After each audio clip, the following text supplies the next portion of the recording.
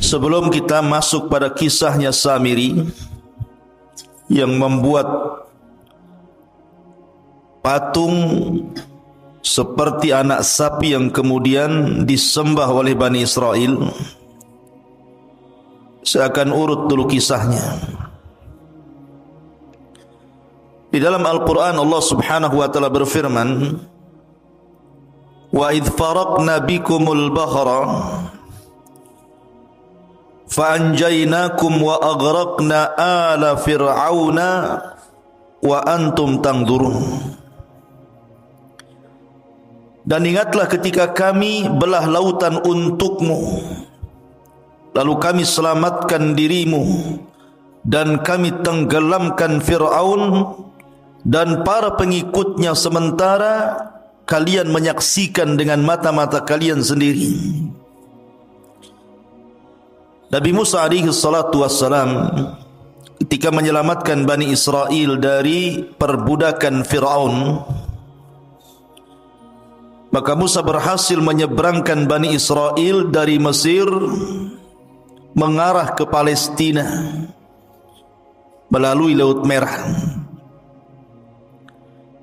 Dan itulah mukjizat yang sangat masyhur dari Nabi Musa alaihi salatu wassalam, mampu membelah lautan dengan tongkatnya, tentu dengan izin Allah subhanahu wa ta'ala. Terbelah 12 jalan di lautan itu, karena Bani Israel 12 kabilah.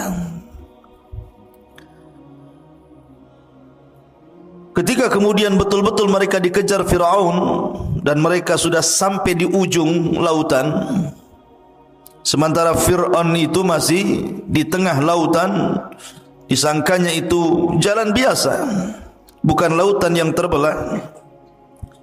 Ketika betul-betul Fir'aun dan pasukannya di tengah-tengah lautan, maka Musa alaihi salatu wassalam ketika itu berada di sampingnya malaikat Jibril yang membentuk seperti manusia, menggunakan pakaian putih, kuda putih, serba putih. Maka kata Jibril, tunggu dulu, biar betul-betul dia sampai di tengah dan semua pasukannya juga sampai di tengah. Baru ketika betul-betul ada di tengah, kata Jibril, sekaranglah kau pukulkan tongkatmu itu. Maka Musa memukulkan tongkat, tiba-tiba lautan menyatu, maka Fir'aun pun ditenggelamkan Allah subhanahu wa ta'ala di Laut Merah ini. Dan Allah abadikan jasadnya. Artinya ditemukan jasadnya. Kemudian jasadnya Fir'aun sampai hari ini menjadi pelajaran, dan kisah itu kisah beneran. Kalau anda ingin atau antum semuanya ingin melihat jasad Fir'aun, datang ke Mesir sana. Sana ada jasadnya Fir'aun. Lah, intinya bahwa Bani Israel diselamatkan, ini nikmat Allah Azza wa Jalla, diselamatkan dari kematian. Ma'asyiral muslimin yang dimuliakan Allah Azza wa Jalla, setelah itu berangkatlah Bani Israel dibawa oleh Nabi Musa alaihi salatu wassalam menuju arah Palestina. Di tengah jalan rupanya mereka melewati sebuah perkampungan yang kampungnya itu nyembah berhala, sementara mereka sudah mentauhidkan Allah Azza wa Jalla, menyembah berhala. Tiba-tiba kemudian salah satu dari kaumnya Bani Israel ini mengatakan kepada Musa, ya Musa, ij'al lana ilahan kama lahum alihah. Wahai Musa, jadikanlah untuk kami banyak Tuhan lah, masa satu Tuhan saja? Maka Musa heran, sudah diberikan hidayah, menyaksikan ditenggelamkan Fir'aun, menyaksikan mukjizat yang banyak dari Musa, sudah mentauhidkan Allah, mau kufur. Makanya Musa alaihi salatu wassalam mengatakan, innakum qaumun tajhalun, kalian ini kaum yang bodoh, sudah diberikan hidayah tauhid mau sesat pula. Akhirnya Musa pun marah kepada Bani Israel. Ketika Nabi Musa alaihi salatu wassalam sudah berada betul-betul di perbatasan, tinggal masuk saja ke Palestina itu, sudah sampai di padang pasir yang mendekati Palestina. Rupanya tidak bisa masuk ke Palestina. Kenapa demikian? Karena memang bumi yang disucikan itu di Palestina itu sudah dikuasai orang lain, di mana tidak mungkin Musa alaihi salatu wassalam membawa Bani Israel ke dalam Ardul Muqaddasah, bumi yang disucikan Palestina itu, kecuali harus berperang melawan sebuah kaum yang disebut dengan Jababirin minal Amalikah. Kaum Jababir dari Amalikah, dari kaum Amalikah itu yang menempati Ardul Muqaddasah, negeri Palestina. Jadi siapa yang menempati sebuah kaum Jababirin dari kabilah Amalikah, di situ sudah duluan menempati Baitul Maqdis. Maka kemudian Musa alaihi salatu wasallam diperintahkan untuk jihad. Jihad pertama kali. Sebelumnya Bani Israel tidak pernah perang. Kalian harus siap-siap perang, bertempur, merebut Baitul Maqdis dari Amalikah. Bahkan Yusha ibn Nun yang ketika itu sangat dipercaya Nabi Musa alaihi salatu wasallam, yang menemani Musa saat pergi mencari Khidir adalah Yusha ibn Nun, pembantunya. Yusha ibn Nun mengatakan, ya qaum idkhulu alaihim min babil Madinah kama amarakum yang surkumullahu fala ghalibalakum. Wahai kaumku, masuklah kalian dari pintu depan, pintu kota, dan kalau seandainya kalian akan perang, maka Allah subhanahu wa ta'ala akan memberikan kemenangan dan tidak terjadi kekalahan kepada kalian. Tapi Bani Israel ini ketakutan, pengecut, tidak mau perang, takut mati. Akhirnya kemudian mereka mengatakan, lan nadkhulaha abada ma damu fiha. Selama orang Amalikah itu masih ada di situ, kemudian kami harus perang melawan Amalikah, kami tidak akan masuk ke situ. Kemudian mereka pun lancang kepada Musa dan mengatakan, idhab anta wa rabbuka faqatila inna hahuna qaidin. Hei Musa, kalau engkau ingin perang, sono berangkat sendiri, ajak Tuhanmu perang berdua, kami nonton di sini siapa yang kalah siapa yang menang. Kurang ajar tidak? Ya. Asal sama nabinya bilang begitu. Kalau kau mau perang, pergi sana sendiri katanya. Ajak Tuhanmu, perang berdua sana katanya. Kami enggak mau di sini. Karena mereka menolak, tidak mau perang, tidak mau berjihad, tidak mau mengambil Baitul Maqdis. Ini pula yang menyebabkan Allah subhanahu wa ta'ala mengazab Bani Israel. Dengan cara apa?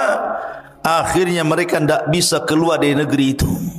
Tersesat di padang pasir, tersesat di sebuah negeri yang disebut Ardut Tih namanya. Negeri Tih, sebuah padang pasir kering kelontang, tidak ada tanaman, tidak ada tumbuhan, tidak ada air, tidak ada apapun, padang pasir, panas luar biasa. Diazab oleh Allah subhanahu wa ta'ala, tidak bisa keluar dari situ. Pergi kemana saja ujung-ujungnya ke situ juga. Kayak orang linglung, kayak orang bingung. Lebih-lebih kemudian padang pasir itu saya katakan tadi, tidak ada tumbuhan, tidak ada tanaman, tidak ada pepohonan, tidak ada burung, tidak ada apapun. Betul-betul kering kelontang, panas terik luar biasa. Mereka tidak bisa keluar dari situ. Tersiksa hidup mereka. Itulah disebut dengan Tih. Berapa puluh tahun mereka diuji oleh Allah. fa innaha muharramatun alaihim arba'ina sanatan yatihuna fil ardi fala ta'sa 'alal qaumil fasiqin. Dan negeri Tih itu digambarkan dalam surah Al-Maidah ayat 26. Yatihun, maksudnya di negeri Tih.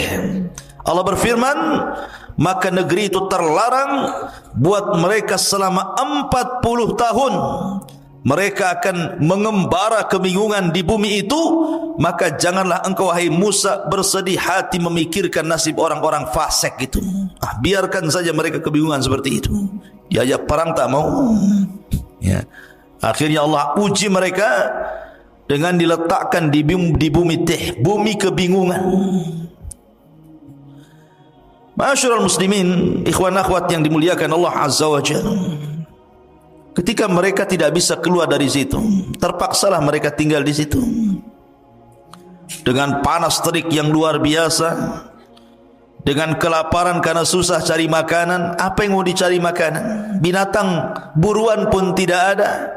Dedaunan yang akan dimakan pun tidak ada, apalagi buah-buahan. Namanya padang pasir kerang kelontang, apa yang mau dimakan? Masa makan pasir? Tak mungkin. Akhirnya kemudian ketika mereka lapar, mereka datang kepada Musa alaihi salatu wassalam. Ya Musa, kami lapar, kami pengen makan. Tolonglah berikan kepada kami makanan. Berdoalah kepada Rabbmu agar diturunkan makanan kepada kami. Subhanallah, Allah Karim. Nabi Musa alaihi salatu wassalam walaupun melihat Bani Israel sudah kurang ajar, su'ul adab namanya kepada nabinya, tetap saja Musa itu sabar. Laqad udhiya katsiran fasabara. Musa itu sudah banyak diuji oleh kaumnya tapi sabar. Akhirnya Allah janjikan kepada Bani Israel yang tersesat di Ardut Tih itu diberikan makanan. Kalau pagi diberikan makanan man, kalau sore hari diberikan makanan salwa. Manna was salwa. Apa itu manna? Dan apa itu salwa? Karena Allah Subhanahu wa taala berfirman tentang manna was salwa itu. Ada yang mengatakan bahwa manna itu sejenis madu. Sejenis madu yang bisa dimakan, rasanya kayak madu, bahkan lebih manis dibandingkan madu. Dan itu untuk makanan di pagi hari. Diberikan kepada mereka alman. Adapun makanan di sore hari mereka akan diberikan salwa. Salwa itu sejenis burung, daging burung. Kemudian diletakkan di tempat yang tinggi, tinggal diambil saja. Subhanallah ikhwan. Makanan pagi dan makanan sore itu, ketika terbit dan ketika tenggelam matahari itu, Allah mudahkan semuanya. Mereka tidak perlu cari lagi, tidak perlu lelah letih. Pokoknya mereka pagi hari lapar, tinggal diambil saja. Sudah ditentukan tempatnya, nanti tahu-tahu sudah ada saja manna itu tiap pagi. Dan juga burung-burung yang siap santap, tahu-tahu sudah ada saja di sore hari. Subhanallah, ini keajaiban. Tinggal ambil saja. Mau makan pagi sarapan, tinggal cari ambil, sudah ada man di situ. Kalau sudah sore mereka lapar, tinggal makan kemudian salwanya. Ini nikmat mana lagi, ikhwan? Makan enggak perlu nyari lagi, enggak perlu kerja, enggak perlu pontang-panting gitu ya. Enggak perlu menjadikan kepala di bawah, kaki di atas. Ngapain pula kayak gitu ya? Tetapi Bani Israel ini kaum yang degil, ikhwan. Gimana enggak degil? Mereka mengatakan, wa id qultum ya Musa lan nasbiru ala ta'amin wahid fad'u lana rabbaka yukhrij lana mimma tumbitul ardu min baqliha wa qithaiha wa fumiha wa adasiha wa basaliha. Apa kata mereka? Sudah enak dikasih manna wassalwa, tinggal ngambil makan. Itu makanan lezat, makanan diberkahi, enak luar biasa. Mereka mengatakan, "Hai Musa, kami tidak sabar, tidak tahan dengan satu macam makanan ini aja, asyik salwa manna, katanya. Cobalah, kata Bani Israel, mohonkanlah untuk kami kepada Tuhan wahai Musa, agar dia mengeluarkan bagi kami dari bumi ini tumbuh-tumbuhan, yaitu sayur-sayuran, ketimun, bawang putih, kacang adas, bawang merah. Cobalah yang lain, yang seperti ini nih. Maunya itu bawang-bawang, sayur-sayur, sayur bayam, sayur kangkung, bayam duri kan itu. Maunya itu yang gitulah. Mana wasal maka kami bosan katanya. Lihat bagaimana orang-orang Bani Israel ini aneh. Kalau sudah berikan makanan terbaik, mau pula makanan-makanan yang rendah-rendahan. Makanya Musa mengatakan kepada Bani Israel, qala atastabdiluna alladhi huwa adna billadhi huwa khair, ihbitu Misra. Kata Musa alaihi salatu wassalam, kenapa kalian mengganti makanan baik dengan makanan yang rendah? Itu rendah itu. Bawang merah, bawang putih, sayur-sayur itu makanan rendah. Kau bisa datang kemana saja ada itu. Kenapa harus minta kepadaku? Tapi mana salwa ini tidak bisa dicari, karena itu makanan dari Allah subhanahu wa ta'ala langsung.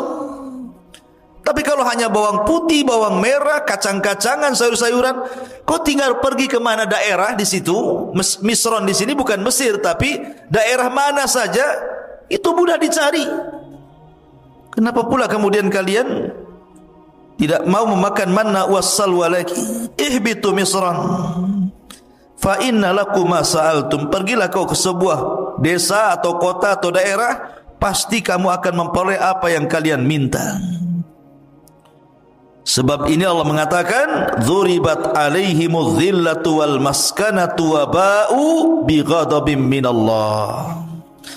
Maka ditimpakanlah kepada mereka nista dan kehinaan, serta mereka mendapatkan kemurkaan dari Allah subhanahu wa ta'ala. Ketika mereka kehausan, mereka datang kepada Musa, "Ya Musa, kami haus, air sedikit, ini rebutan banyak orang nih."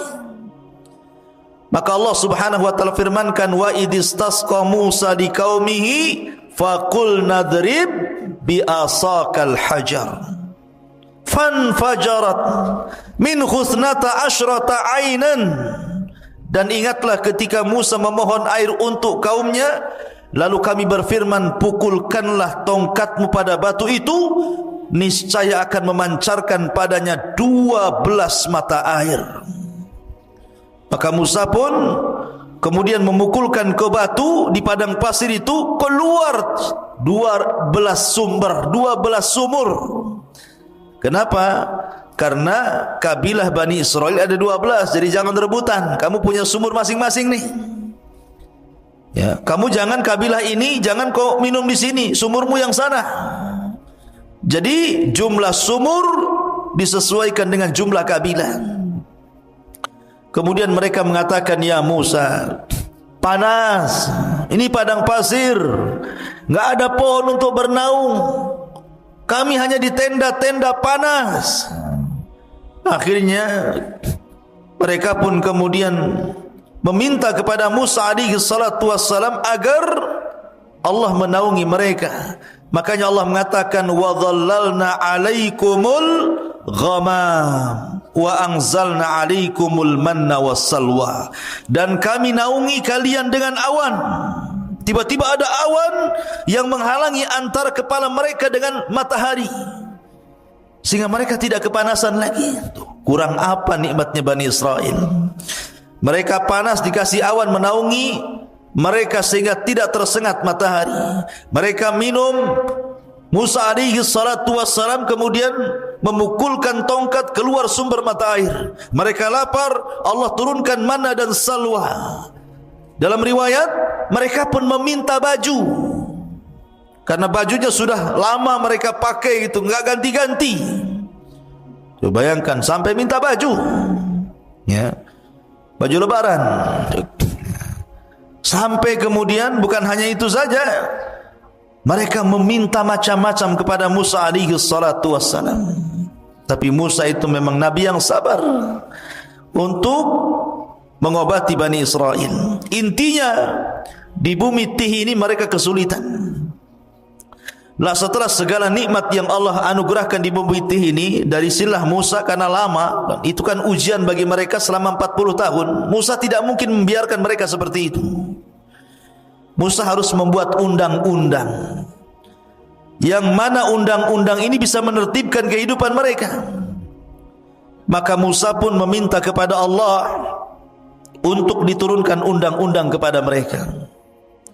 Maka Allah janji untuk menurunkan Taurat kepada Musa asal Musa berangkat ke bukit yang disucikan Allah Azza wa Jalla, Bukit Tur, Bukit Sainah. Akhirnya Musa alaihi salatu wasallam diperintahkan Allah untuk berangkat selama 30 hari meninggalkan Bani Israel untuk mendapatkan mandat Taurat. Ketika itu Bani Israel diserahkan kepada adiknya Harun. Berangkat Nabi Musa selama 30 hari. Ma'asyiral muslimin, ikhwan akhwat yang dimuliakan Allah Subhanahu wa taala. Maka selama 30 hari itu Nabi Musa berpuasa. Ada yang mengatakan 30 hari berpuasa itu bertepatan dengan bulan Dzulqa'dah. Satu bulan Dzulqa'dah Nabi Musa berpuasa.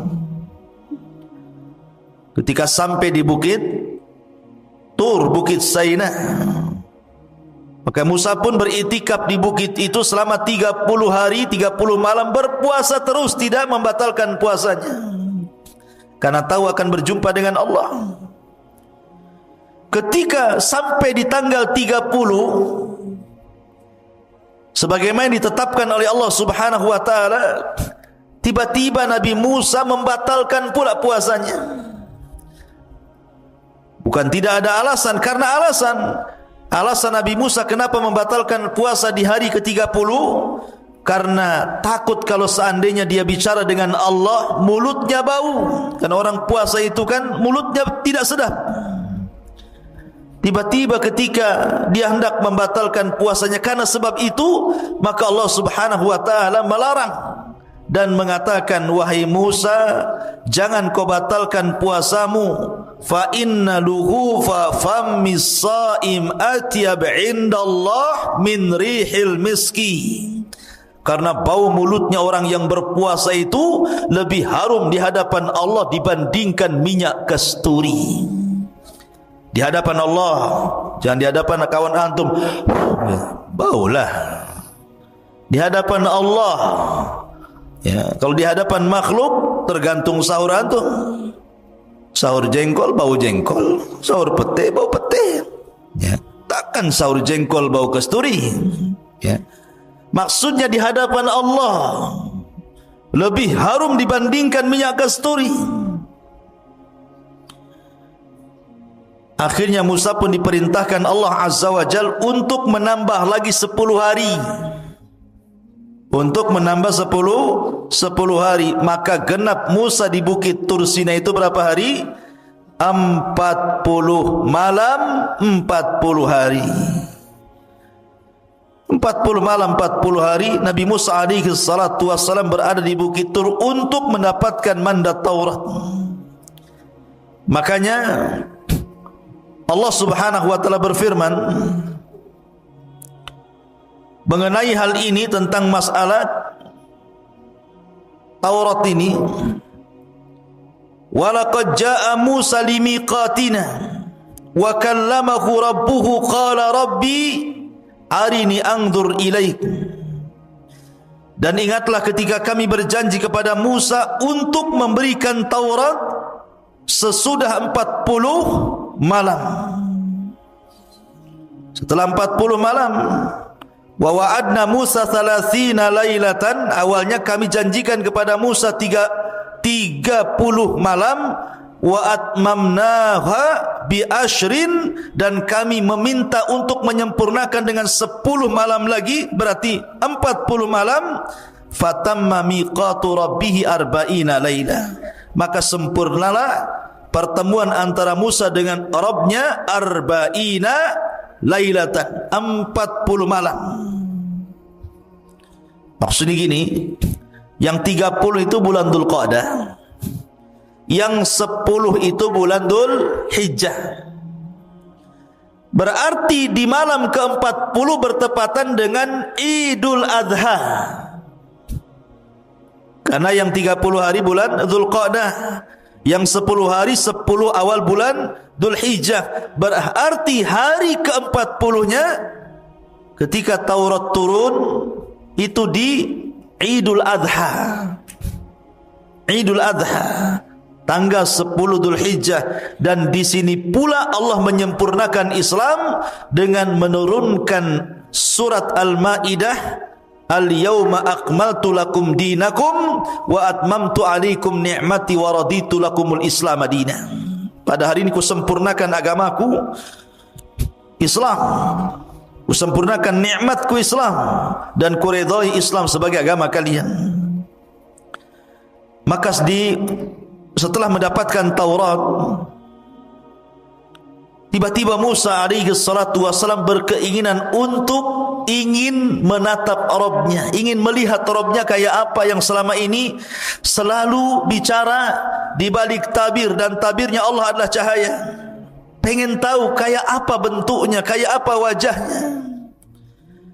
Akhirnya Musa mengatakan, Rabbi arini anzur ilaik. Ya Rabb, bisakah kau tampakkan dirimu kepadaku biar aku bisa melihatnya?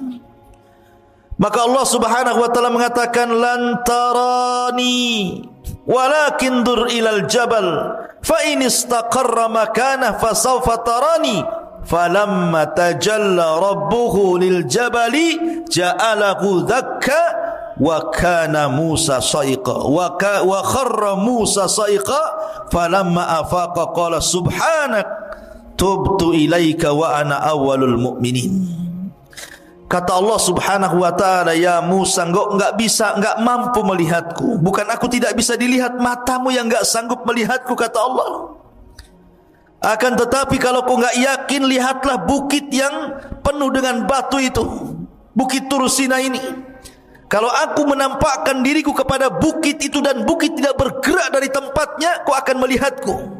Tapi kalau sebaliknya, bukit itu hancur karena melihatku, maka selamanya kau tidak bisa melihatku.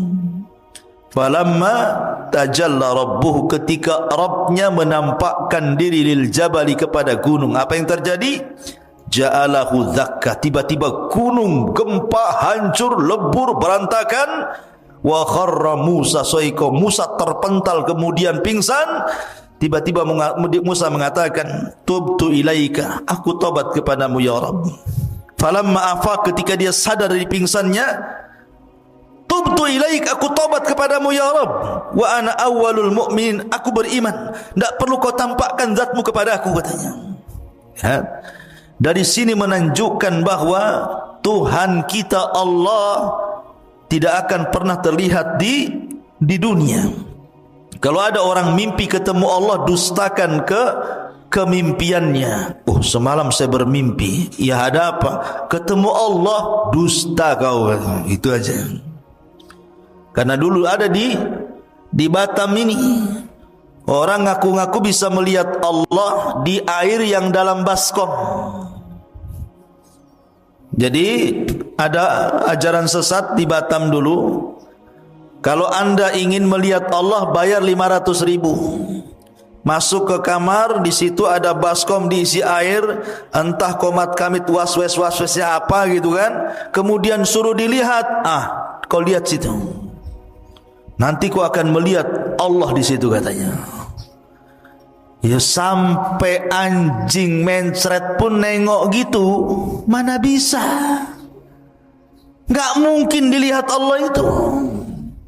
Ya, nengok aja air, nggak mungkin ada Allah. Allah tidak bisa dilihat. Jangan lagi kita.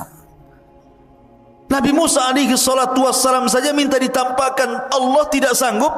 Gunung saja bisa hancur. Kalau seandainya Allah tampak dalam genangan itu, bisa hancur wajah kalian, kan gitu. terbakar. Kalau sampai tabir Allah dibuka dari zatnya, terbakar syubuhatul ardh, satu bumi bisa terbakar, ikhwan. Bagaimana pula kemudian sok-sokan bisa melihat Allah? Penipu. Ya.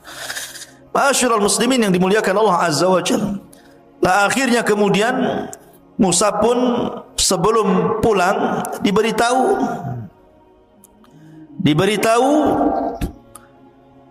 bahwa Samiri, ini kisahnya, bahwa Samiri 10 hari sudah berhasil menyesatkan Bani Israel. Allah Subhanahu wa taala mengatakan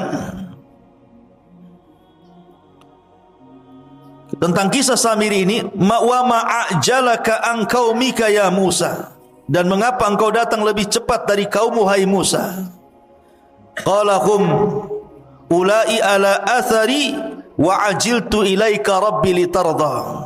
Dia Musa berkata, itu mereka sedang menyusulku, aku akan segera datang kepadamu Tuhanku, karena engkau ingin dan karena aku ingin mendapatkan ridhamu. Kemudian qala fa inna qad fatanna qaumaka min ba'dika wa adhallahumus Samiri. Dan Allah berfirman, sungguh kami telah menguji kaummu wahai Musa setelah engkau tinggalkan selama 40 malam, dan mereka telah tersesatkan oleh Samiri. Jadi begini, ketika Musa berangkat meninggalkan Bani Israel berapa hari tadi? 30 hari. Kemudian disempurnakan 10 hari menjadi 40 hari. Jadi dari 30 hari itu Samiri belum buat ulah tuh. Samiri buat ulah itu 10 hari ketika Nabi Musa menambah hari puasanya. Mereka sesat selama 10 hari. Bayangkan, hidayah itu milik Allah, ikhwan. Mereka mengikuti Musa bertahun-tahun, disesatkan dengan Samiri cuma 10 hari saja. Bagaimana cara menyesatkannya? Samiri ini terjadi khilaf para ulama siapa Samiri. Ada yang mengatakan Samiri ini salah satu dari Bani Israel. Ada yang mengatakan Samiri itu artinya dia bukan dari Bani Israel, dia kaum Kibti, kaumnya Fir'aun, tapi mengikuti ajaran Musa. Pura-pura munafik, mengikuti ajaran Musa, kemudian ikut di belakang Nabi Musa. Lah ketika Musa menyeberangi lautan, ini Bani Israel ini mereka berat membawa emas-emas orang-orangnya Fir'aun. Jadi ada sebagian emas-emas itu diambil dari tetangga-tetangga mereka waktu di Mesir. Ada yang pinjam uang mereka kan berupa dinar emas gitu ya. Ada yang kemudian pinjam, ada yang kemudian bekerja dapat gaji duluan, kerjanya belum selesai. Pokoknya banyak. Intinya bahwa itu emas-emas itu tidak boleh dibawa karena bukan hak mereka. Maka mereka bertanya kepada Nabi Musa, bagaimana dengan emas-emas kami wahai Musa? Apakah ini halal untuk kami? Kata Musa, tidak halal. Emas-emas itu harus kalian buang di lautan ini. Jadi ketika mereka berjalan di lautan itu yang sudah jadi jalan, dibuanglah emas-emas itu sampai ke pinggir sana. Lah Samiri melihat ada buang emas banyak-banyak. Oh, ini emas banyak, kenapa pula dibuang-buang katanya. Diambilnya, dikutipnya satu-satu, akhirnya dapatlah 1 karung emas-emas yang dilempar-lempar itu. Kemudian setelah itu Samiri melihat ada orang berbaju putih, berkuda putih di samping Musa, dan seolah-olah dia pula yang memberikan instruksi. Kata orang putih begini, maka Musa akan begini. Kata orang putih begitu, maka Musa akan begitu. Samiri kaget, kenapa Musa diperintahkan orang itu? Nah, dari sini Samiri curiga, karena memang itu jelmaan malaikat, utusan Allah Azza wa Jalla. Diperhatikan terus orang ini. Kemudian diperhatikan kudanya. Dan apabila kuda itu melangkah, bekas langkahnya itu, bekas pijakannya itu, tanahnya diambil sama dia. Diambil kemudian ditaruh di kresek, dibawa. Jadi ketika Nabi Musa alaihi salatu wassalam berangkat meninggalkan Bani Israel, kemudian digantikan oleh Nabi Allah Harun alaihi salatu wassalam, maka mulailah berulah Samiri selama 10 hari ini. emas yang tadi dikutip itu oleh Samiri kemudian dibakar, kemudian dicetak, kemudian jadilah anak sapi, patung anak sapi yang membentuk Samiri. Kenapa anak sapi? Karena orang-orang Mesir itu menjadikan sapi itu Tuhan. Makanya orang-orang India sampai hari ini ada orang yang nyembah sapi itu. Jadi daerah-daerah tertentu di India itu, kalau ada sapi kemudian masuk ke pasar, makan kangkung, makan bayam, jangan diusir. Itu Tuhan lagi makan. Ya, macam-macam. Di India itu banyak. Ya, sesembahan salah satunya sapi disembah. Ada juga yang nyembah ular sendok di sana itu. Ya. Jadi akhirnya kemudian dibentuklah patung anak sapi itu. Ketika sudah jadi patung anak sapi itu, kemudian ditenggerkan di tengah-tengah lapangan Bani Israel. Dia kan punya tanah. Tanah itu bekas pijakannya kaki kudanya Jibril. Dimasukkan ke mulutnya tanah itu. Subhanallah. Keajaiban, tiba-tiba patung anak sapi yang terbuat dari emas itu hidup pula. Makanya Allah mengatakan lahu khuwar, hidup, tapi tidak sempurna, hanya mengeluarkan suara. Gimana suara sapi? Pi gitu. Bukan. Ya. Jadi keluar suara sapi. Lah, Bani Israel ini kaget, kok bisa patung terbuat dari emas berbentuk anak sapi diingatkan kepada sembahan orang-orang Mesir tiba-tiba hidup. Karena sebagian Bani Israel masih kurang mantap imannya. Kata Samiri kepada Bani Israel, lihat, ini Tuhan kita. Anak sapi ini Tuhan kita. Buktinya dia bisa bicara, katanya. Mereka mengatakan, lalu Nabi Musa siapa? Dan kemana? Bukankah dia ingin membuktikan ketuhanannya? Kata Samiri, Musa salah. Yang benar ini Tuhannya, bukan apa yang didakwahkan Musa. Lihat, Musa salah tempat, jauh-jauh ke Bukit Tur untuk mencari Tuhannya, padahal Tuhannya ada di sini, katanya. Nih Tuhannya anak sapi ini. Dari situlah akhirnya ada yang mengatakan 70.000 sekian gitu, Bani Israel pun murtad. 10 hari menyembah patung anak sapi. Ya, sebagian mereka murtad dan sebagian mereka bertahan. Ini enggak percaya, kami harus tanya dulu Musa, apakah ini Tuhan atau bukan?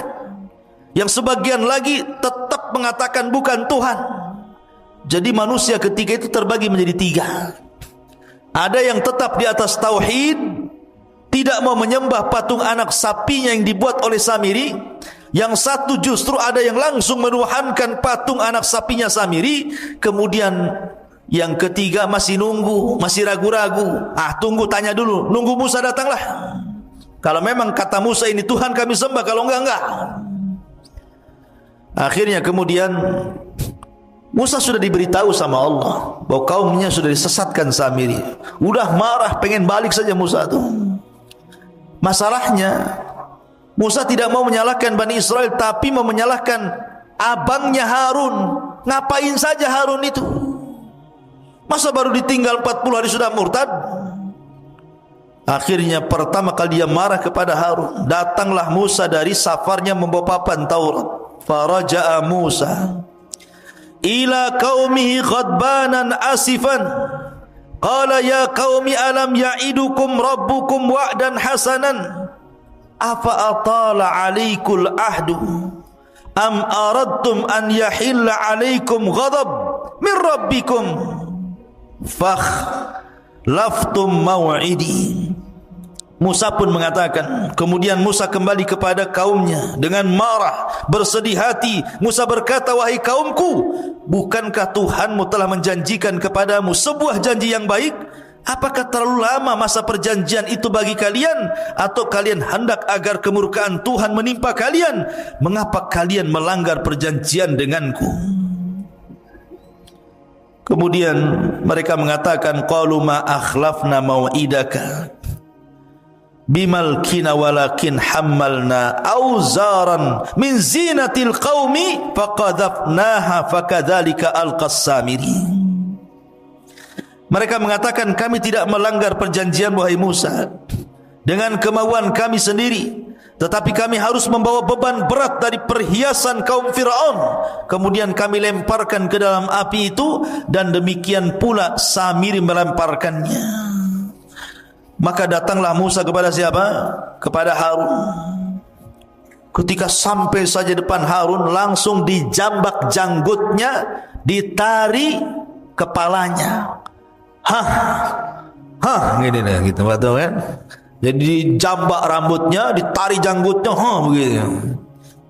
Musa itu Harun abangnya, kakaknya, saking marahnya, pegang kepala, pegang jenggot, ditari ke depan.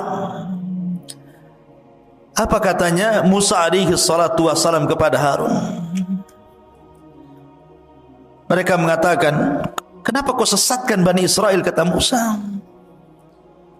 Maka Harun ini kan orangnya lembut, beda dengan Musa. Makanya Bani Israel tidak takut dengan Harun, hanya takut dengan Musa. Makanya Harun mengatakan, ya ibna la ta'khud bi lihyati wala bi ra'si, inni khashitu an taqula farraqtu baina Bani Israel wa lam tarkub qawli. Harun mengatakan, wahai putra ibuku, maksudnya Musa, janganlah engkau pegang janggutku, jangan pula kau pegang kepalaku, lepaskan. Aku sungguh khawatir engkau akan berkata kepadaku, engkau telah memecah belah Bani Israel dan engkau tidak memelihara amanahku. Artinya aku sudah berusaha menarik mereka ke dalam tauhid, tapi mereka ngeyel, degil. Macam mana harus aku lakukan? Mereka hanya takut kepadamu dan tidak takut kepadaku. Akhirnya ketika datang Samiri, Samiri pula menyesatkannya.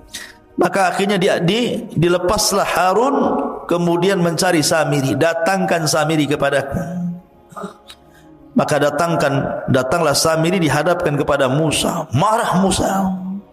Kata Musa, qala fama khatbuka ya Samiri. Hei Samiri, apa yang mendorongmu melakukan seperti itu? Kenapa kau sesatkan Bani Israel? Kata Samiri, qala basartu bima lam yabsuru bi, faqabadtu qabdatan min atharir rasul fanabattuha wa kadzalika sawwalat nafsi. Dengan entengnya Samiri mengatakan, aku mengetahui sesuatu yang tidak mereka ketahui, hai Musa, dan aku ambil segenggam tanah dari jejak Rasul, maksudnya Jibril, kakinya kudanya Jibril, lalu aku melemparkannya ke dalam api yang di situ sedang dicetak anak sapi Samiri. Demikianlah nafsuku yang memerintahkanku. Jadi ketika Musa, siapa atas perintah siapa kau lakukan itu, kata Musa, maka Samiri dengan tenang mengatakan, nafsuku yang memerintahkan. Subhanallah, dengan entengnya. Akhirnya kemudian Musa pun marah. Maka sebagai hukumannya, Nabi Musa alaihi salatu wasallam berdoa kepada Allah agar Samiri tidak boleh mendatangi manusia, dan manusia tidak mungkin mendatangi Samiri. Dia akan hidup sendiri selamanya. Ya, itu sebagai hukumannya, akan hidup sendiri. Manusia tidak bisa bicara, dia pun tidak bisa bicara dengan manusia. Tetapi memang Al-Quran dan Sunnah tidak menjelaskan kematiannya, karena Samiri habis itu diusir oleh Musa dan tidak diperkenankan untuk hidup di lingkungan Bani Israel. Sehingga ada yang menyangka bahwa Samiri adalah Dajjal di akhir zaman. Tapi kita katakan Dajjal bukan Samiri, dan Samiri bukan Dajjal. Dajjal lain orangnya, Samiri pun lain orangnya. Ya. Intinya bahwa Nabi Musa alaihi salatu wasallam kemudian mengadab Samiri dengan cara berdoa kepada Allah agar dia tidak bisa ditemui manusia dan dia tidak bisa menemui manusia, sendiri hidupnya. Kemudian melihat Nabi Musa marah, maka mereka disuruh bertobat. Bani Israel yang menyembah patung anak sapi itu suruh tobat.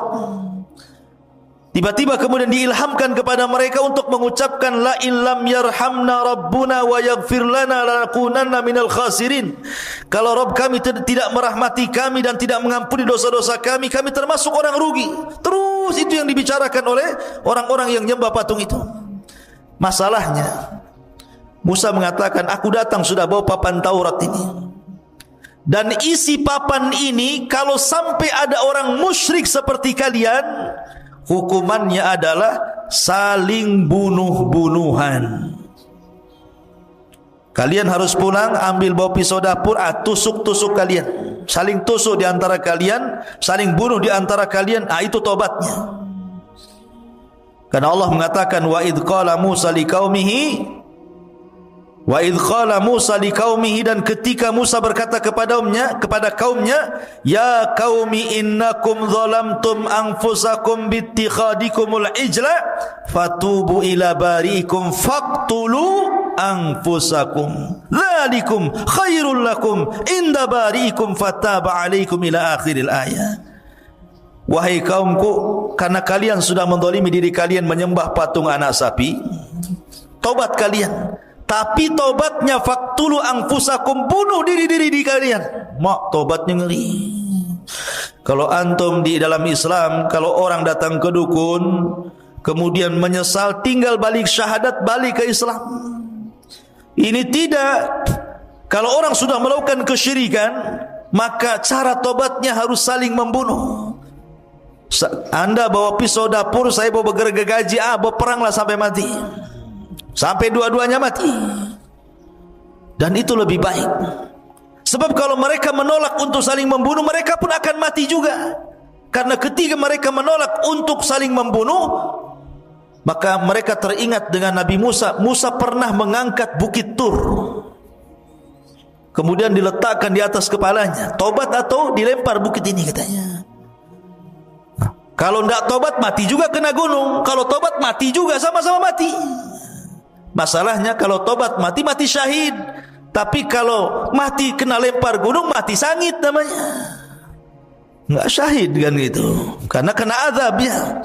Akhirnya mereka perang saling bunuh-bunuhan, dan itu lebih baik bagi mereka. Matilah hampir 7.000 Bani Israel gara-gara menyembah patung anak Samiri ini. Ya, jahatnya Samiri, munafik, menyesatkan. Akhirnya kemudian Nabi Musa pun setelah kasus Samiri ini tetap masih tidak bisa keluar dari Ardut Tih itu, maka Allah Subhanahu wa taala takdirkan Musa pun meninggal. Tapi sebelumnya Harun meninggal, baru kemudian Musa. Bagaimana Harun meninggal? Dikatakan oleh ahli tafsir, jadi suatu ketika Nabi Musa dan Harun ini naik ke atas bukit. Naik ke atas bukit meninggalkan Bani Israel karena lelah gitu kan, ingin santai berdua saja, naik ke atas bukit. Tiba-tiba di atas bukit itu melihat ada pohon. Ada pohon di situ.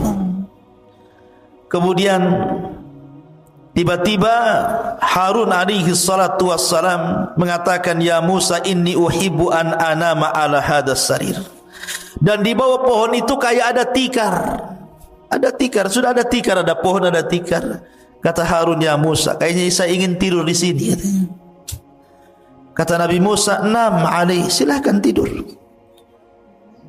Tapi kemudian Harun mengatakan, inni akhafu ayyatiya rabbi, ayyatiya rabbu hadal bait fayaghdhabu alayya. Tapi aku takut wahai Musa, kalau seandainya aku tidur di sini, tiba-tiba Rabb pemilik rumah ini kemudian datang dan murka kepadaku. Kata Musa, la tarhab, jangan takut, aku akan melindungi dirimu.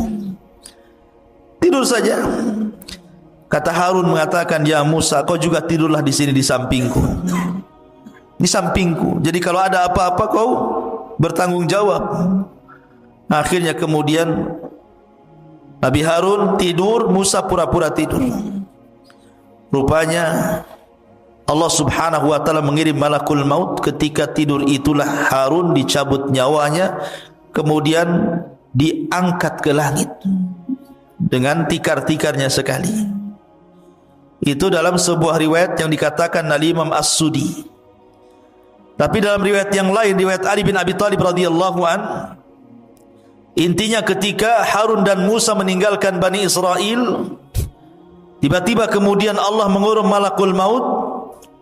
Kemudian malakul maut ini mencabut nyawa Harun. Kemudian akhirnya malaikat ini membawa jasadnya, kemudian menguburkannya entah di mana, tidak ada yang tahu. Musa pun sedih, kemudian kembali menemui Bani Israel.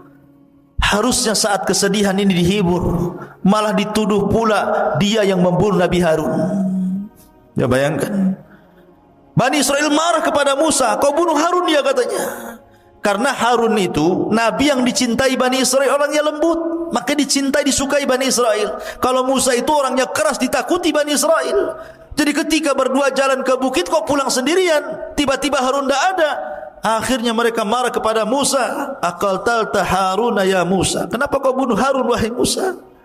Kata Musa, saya tidak bunuh Harun, dia meninggal. Akhirnya Musa pun berdoa kepada Allah agar dibuktikan jasadnya bahwa dia tidak membunuhnya. Akhirnya kemudian jasadnya diperlihatkan kepada Bani Israel. Baru Bani Israel yakin bahwa Musa tidak membunuh Harun. Memang sudah ajalnya. Dan setelah kemudian Harun meninggal dunia, giliran Musa. Tapi kisah meninggalnya Nabi Musa ini unik masalahnya. Disebutkan dalam hadis Abu Hurairah radhiyallahu anhu, Rasul yang mengatakan, "Jaa malakul maut," datang malaikat maut, ila Musa ibn Imran, menuju Musa ibn Imran. Faqala lahu, dan dia pun berkata kepadanya, Aku utusan Rabbmu, dan engkau sudah saatnya harus meninggal wahai Musa.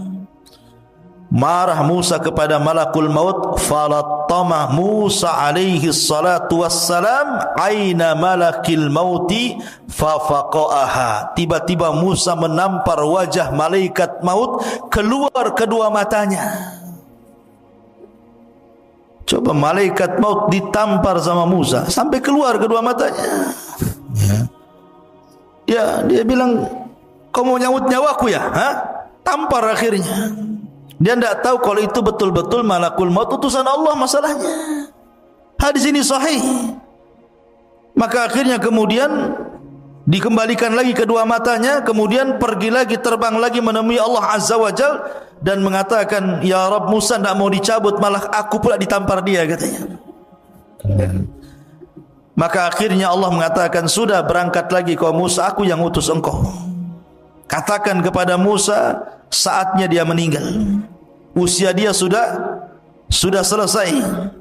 Maka faraja'a malakul maut, maka malakul maut kembali lagi menemui Musa alaihi salatu wassalam dan mengatakan, dan dia mengatakan kepada Musa, wahai Musa, sesungguhnya aku diutus oleh Allah Subhanahu wa taala untuk mencabut nyawamu. Akhirnya kemudian Musa pun, karena ini tahu perintah Allah Subhanahu wa taala, maka dicabutlah nyawa Musa alaihi salatu wassalam, sementara Musa berada di negeri linglung, negeri Tih, tidak bisa keluar dari situ. Maka Harun dan Musa sama-sama meninggal di Ardut Tih ini. Lalu siapa yang meneruskan tongkat estafet dakwah Musa? Pembantunya yang kemudian menjadi nabi, namanya Yusa ibn Nun. Yusa ibn Nun yang diberikan mukjizat oleh Allah, bisa menahan matahari. Bagaimana kisahnya? Jadi ketika kelompok-kelompok pengecut yang diajak perang itu sudah mati semuanya, generasi-generasi itu mati semuanya, datang generasi baru, anak-anak muda pemberani, dipimpin Yusa bin Nun, baru mereka mau perang. Ketika itu mereka menyerbu orang-orang Amalika yang menguasai Al-Quds, Baitul Maqdis. Ketika kemudian peperangan hampir dimenangkan, tiba-tiba masuk di hari Jumat, sudah hampir tenggelam matahari, dan mereka dilarang tidak boleh perang hari Sabtu masalahnya, karena hari Sabtu bagi orang Yahudi itu hari yang diagungkan. Makanya nanti kita akan kisahkan tentang kisah Ashabus Sabti, orang yang diadab di hari Sabtu. Jadi matahari tinggal tenggelam. Ini kalau tenggelam di Jumat sore berarti sudah masuk Sabtu. sementara ini sudah mau menang. Akhirnya berfikirlah Yusha ibn Nun, maka dia menatap matahari dan mengatakan, inni ma'mur kama annaki ma'mur. Aku diperintahkan Allah sebagaimana kau juga diperintahkan Allah. Tolong jangan tertenggelam dulu sampai Allah menangkan perangnya. Maka matahari di situ saja tidak bisa tenggelam sampai perang betul-betul menang, baru kemudian tenggelam. Oh, maka ini mukjizatnya Yusha ibn Nun, bisa menahan matahari. Kalau antum jangan pergi matahari, ya tetap saja matahari pergi. Atau antum yang pergi ke matahari, kemana? Ke Nagoya sana, ada matahari. Ya, tapi bukan matahari di atas. Ya. Jadi Yusha ibn Nun yang kemudian berhasil menguasai Baitul Maqdis dan Bani Israel bisa masuk. Ya, disitulah kisah bagaimana Samiri menyesatkan Bani Israel sampai kepada kisah Yusha ibn Nun, dan kisahnya panjang tentang masalah Bani Israel karena nanti ada masa-masa yang disebut dengan Ahdul Qudha, ada masa-masa yang disebut dengan Ahdul Mulukul Awal, ada namanya Ahdul Mulukul Thani, dan begitu seterusnya. Seperti Ahdul Qudha itu setelah wafatnya Yusha ibn Nun, maka Bani Israel terpecah menjadi beberapa kabilah tuh. Ya. Tetapi mereka masih dipimpin oleh Nabi, dan Nabi yang terakhir yang memimpin adalah Nabi Samuel. Itu Nabi yang terakhir memimpin. Tapi karena Bani Israel pusing, bosan dipimpin para Nabi, akhirnya kemudian minta dipimpin raja. Maka raja yang pertama yang dipilihkan Samuel atas izin Allah adalah rajanya Talut, yang kemudian melawan Jalut. Di antara tentara Talut ada Nabi Dawud, masih kecil. Ketika melawan Jalut, Jalut ini kan orangnya besar, tentaranya banyak. Talut ini orangnya kecil tapi kuat, tentaranya sedikit. Hanya 314 orang sisa dari sekian ribu melawan ribuan tentara Jalut. Ketika sebelum perang, di masa itu kan ada sistem mubarazah. Orang kalau sebelum perang zaman dulu itu adu tanding dulu, mana jagoanmu, nih jagoan gua. Kemudian bertarung sampai mati. Akhirnya Jalut sendiri yang maju dan mengatakan, siapa yang bisa mengalahkan saya? Tentara Talut tidak ada yang berani. Siapa yang berani sama Jalut? Rupanya Nabi Dawud pula yang masih kecil dari sekian pasukan, dialah pasukan yang paling kecil, yang paling muda. Berani pula Dawud ini. Dawud ini orang miskin, kerjanya mengembala kambing, biasa ngelempar anjing dengan batu. Jadi kalau dia lempar anjing dengan batu itu sampai mati anjing itu dilempar batu, dan selalu tidak meleset. Ya, kalau ada anjing lempar antum sini. Jadi ketika kemudian dia maju melawan Jalut, ini batu sudah ada beberapa di tangannya nih.